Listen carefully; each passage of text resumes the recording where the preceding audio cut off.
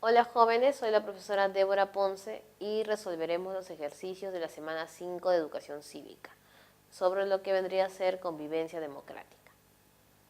Tenemos nosotros la primera pregunta. Un analista y especialista en problemas de convivencia social opinó al respecto que en el caso que una persona víctima de algún tipo de exclusión sienta vergüenza o niegue los hechos ocurridos por evitar el sufrimiento y dolor causados y además por estos motivos no realice una denuncia ante las autoridades correspondientes, puede traer como consecuencia que, primero tenemos que hablar nosotros cuáles son los problemas de convivencia social.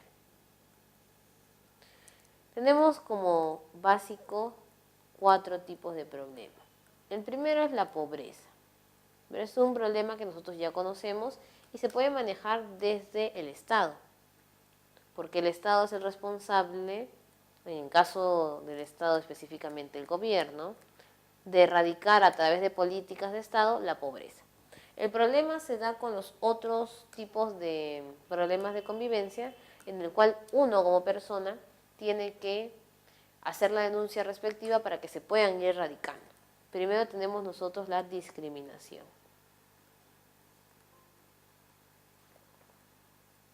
En segundo lugar, la corrupción. Y tenemos también la delincuencia. ¿Qué es la discriminación? Es cuando se excluye a una persona por un motivo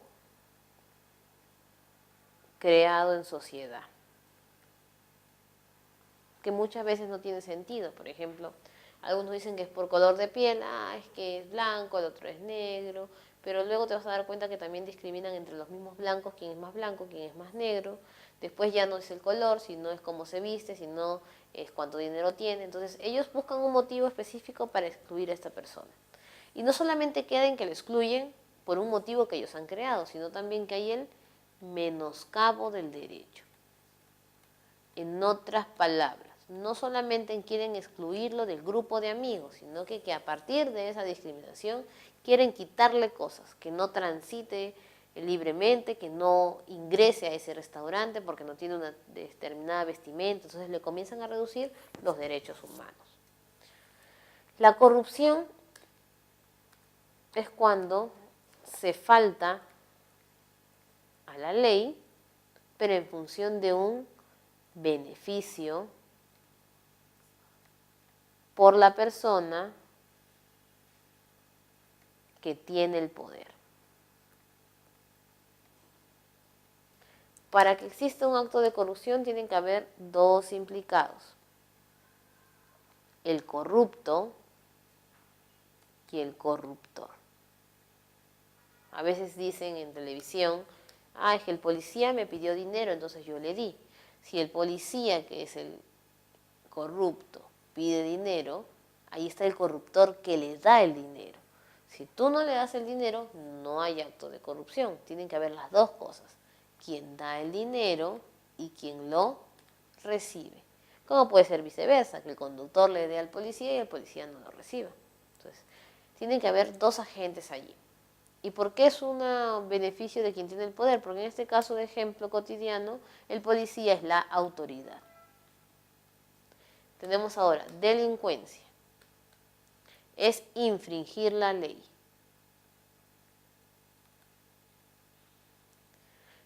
Cosas sencillas también se llaman infringir la ley. Por ejemplo, unos dicen, voy a pintar un muro, al final no hay nadie en esa casa, pero desde que uno está haciendo esas cosas está infringiendo la ley, porque uno no puede pintar paredes de viviendas ajenas. Sea de manera bonita, con una florcita o con un grafiti, es lo mismo. De repente, no, yo voy a sacarme una de los palitos que hay en la cerca del jardín. Igual no estoy haciendo daño a nadie, necesito ese palito. Igual no estás matando a nadie, no estás robando, pero también estás cayendo en la delincuencia. El pandillaje juvenil es una forma de ejercer la delincuencia. Pero para que se convierta en un delito, la persona tiene que tener más de 18 años. Si no, el delito solamente es penado con pasar una correccional y esperar a que tenga 18 años para después pasar recién a lo que vendría a ser la pena privativa de la libertad. Ahora, en este caso nos piden a nosotros. Opinó al respecto que en el caso que una persona víctima de algún tipo de exclusión, acá está la palabra clave, entonces exclusión ¿dónde está? En discriminación. Ya sabemos que el problema ha sido la discriminación. Sienta vergüenza o niegue los hechos ocurridos, es decir, te han discriminado pero tú no quieres comentar nada, ¿qué va a pasar más adelante? ¿Continuarán los actos discriminatorios? Se constituye un proceso judicial, es decir, así no pongas la denuncia, va a haber un proceso judicial porque te han discriminado, la discriminación va a transgredir a la ley, se reprimen las formas de discriminación, la penalización dificulta el procedimiento legal. Aquí es muy sencillo. No hay proceso judicial mientras no haya una denuncia. Al menos de la persona, no que sufrió la discriminación, pero de otra persona. Si no hay denuncia porque lo ha callado, entonces no hay proceso judicial. Se repriman las formas de discriminación. Ah, como yo he callado, entonces ya no van a discriminar a los demás. Falso, al contrario, va a haber ahora más discriminación. Es como que en un acto de violación alguien no diga que la persona ha sido violada, entonces este violador va a seguir violando a otras personas. La penalización dificulta el procedimiento legal. Es decir, se está haciendo un proceso legal, pero la pena va a ser diferente. Es decir, como lo ha callado, de repente se le va a reducir los años de cárcel o la multa. En realidad no se puede dar tampoco, porque no haber proceso judicial tampoco hay pena. No se puede penar algo que no ha sido judicializado. La discriminación transgrede la ley. La discriminación nunca va a estar sobre la ley. El problema es que la ley no se puede efectuar o no se puede aplicar. ¿Por qué razón no se puede aplicar la ley? Porque no se ha denunciado el hecho. Entonces continuarán los actos discriminatorios, letra E. Mientras más callen las personas sobre discriminación, más discriminación va a haber. Porque se dice que la discriminación es como el bullying. No solamente las personas que son víctimas de bullying o hacen bullying son aquellas personas que sufren la discriminación, sino también aquellos que callan son partícipes de la agresión que ha sufrido el niño. Tenemos ahora, en segundo lugar, también hablamos un poco sobre lo que vendría a ser la discriminación, pero en este caso los tipos de discriminación que existen. En un foro sobre orientación sexual e identidad de género, esa es una forma de discriminación que se puede dar. Puede discriminarse en este caso a la mujer por ser mujer y puede conllevarse esto a un feminicidio. Puede discriminarse a los que son parte de la población homosexual porque ellos tienen otra orientación, o también aquellas personas que no se sientan identificados con eso. Por ejemplo, hay personas que no es que cambian de género, ni tampoco se sienten mujer, ni se sienten hombres. Dicen que son personas sin género, como existe en otros países.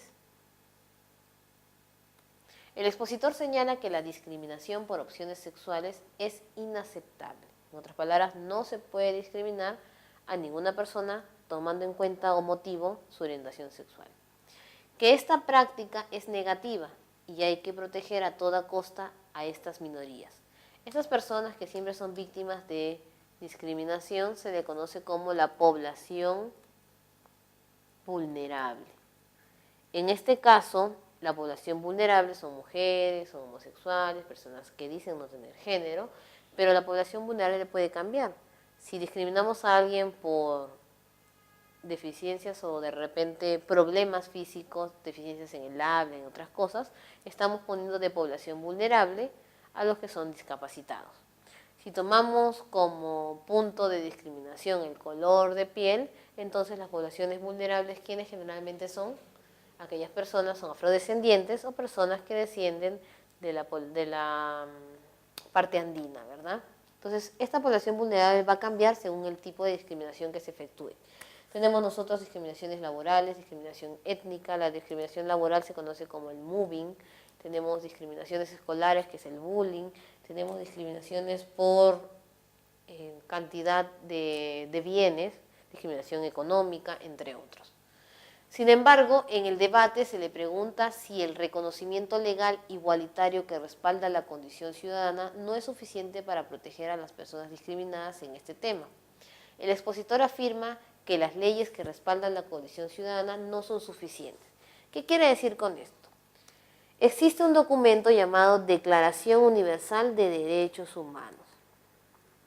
Cuando nosotros decimos Declaración Universal de Derechos Humanos, esto que dice humanos incluye a quiénes: mujeres, varones, niños, ancianos, homosexuales, etc. En otras palabras, el hecho de que tú tengas algún tipo de orientación, edad o género diferente no dejas de ser un ser humano.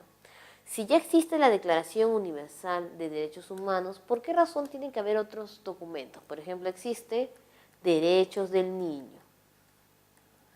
Existe también ahora Derechos de Protección a la Mujer.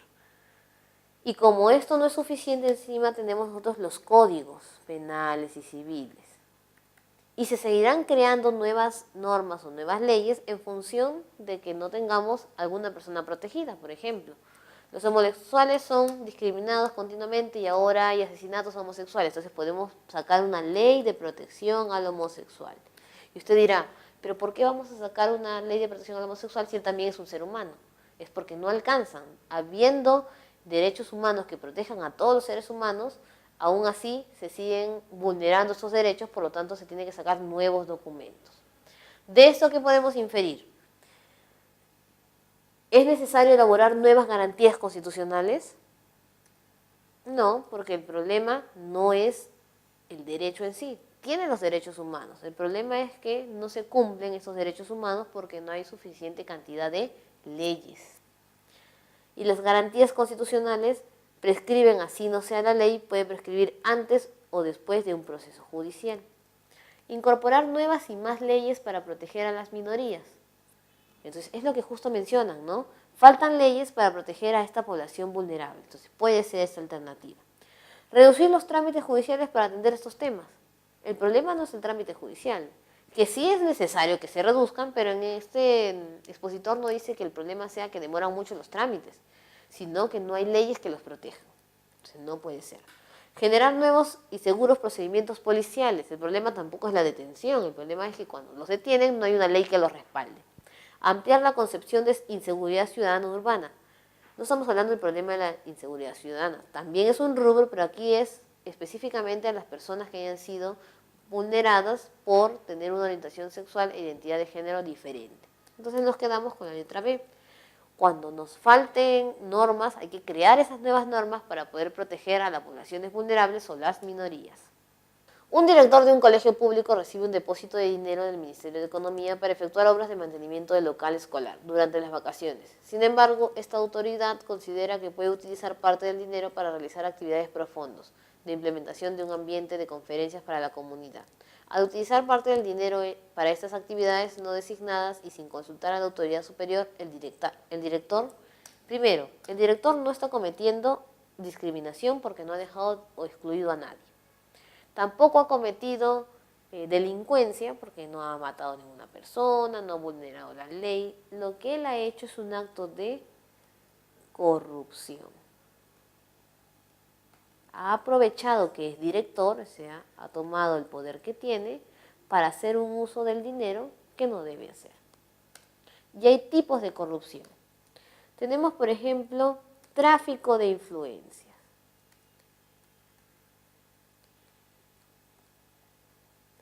Yo conozco a esas personas que trabajan ahí, entonces como conozco a esas personas, a mí me van a atender primero que los demás, no necesito hacer cola. O voy a aprovechar que ese juez es mi amigo, entonces voy a hacer que el juez me dé por libre del delito. Entonces estoy haciendo tráfico de influencias. A mis conocidos los voy a utilizar en beneficio propio. Hay colusión. De repente, yo soy dueña de una empresa, mismo caso de Odebrecht. Entonces yo quiero hacer un contrato con el gobierno. Hay miles de empresas que también quieren hacer contrato con el gobierno, pero yo voy a pagar dinero para que el gobierno solamente me elija a mí. Colusión. Cohecho. La persona que da el dinero está dando una coima. La persona que la recibe está haciendo cohecho. Luego tenemos nosotros, prevaricato, es cuando es un juez. Si el juez está implicado o el fiscal, ya es prevaricato. Y acá viene el caso más sonado, peculado. ¿Qué es peculado? Es utilizar el dinero destinado para una cosa o de repente un objeto en beneficio propio. Es decir, recibe un depósito del dinero del Ministerio de Economía para efectuar obras de mantenimiento del local escolar. Sin embargo, considera que puede utilizar parte del dinero para realizar actividades profundas e implementación de un ambiente de conferencias para la comunidad. Usted va a decir, profesora, pero es para la comunidad, ha hecho algo bueno. Lo que sucede es que el peculado puede ser de diferentes maneras. Por ejemplo, yo tengo una fotocopiadora en mi trabajo y yo trabajo para el Estado. Entonces, ¿qué voy a hacer? Esta fotocopiadora la voy a usar para sacar las copias de las tareas de mi hermanito. Yo no me estoy robando la fotocopiadora, igual voy a seguir sacando copias para el Estado, pero esa fotocopiadora es para las copias de esa empresa, no para las copias de mi hermanito. De repente me dan un carro, porque yo soy ministro.